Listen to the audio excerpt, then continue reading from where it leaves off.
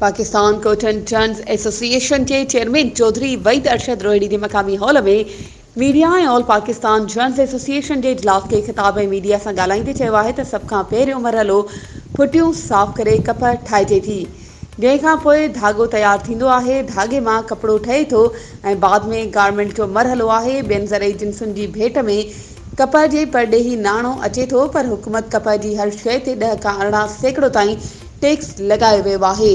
देखो, असां सां वॾी नाइंसाफ़ी ऐं ज़मींदारनि जो इस्तेहसाल आहे।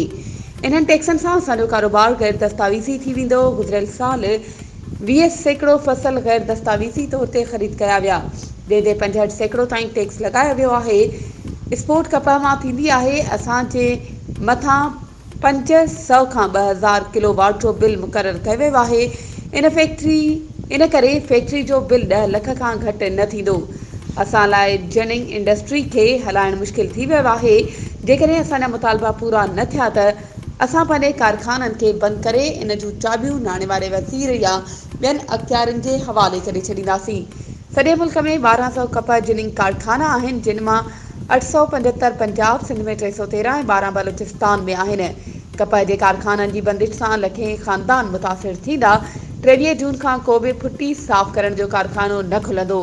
फुटी जी ख़रीदारी बंदि करण जो ऐलान कयां थो। ख़रीदारी ऐं विकिरो ईंदड़ ऐलान ताईं बंदि रहंदो। उन मौक़े ते senior vice chairman Suresh Kumar, vice chairman Waseem Hanif ऐं ॿिया अॻवान मौजूदु हुआ, जॾहिं त Sukkur chamber of commerce industry जे सदर बिलाल वकार ख़ान बि ॿाहिरें मुल्कनि मां टेलीफोनिक ख़िताब कयो।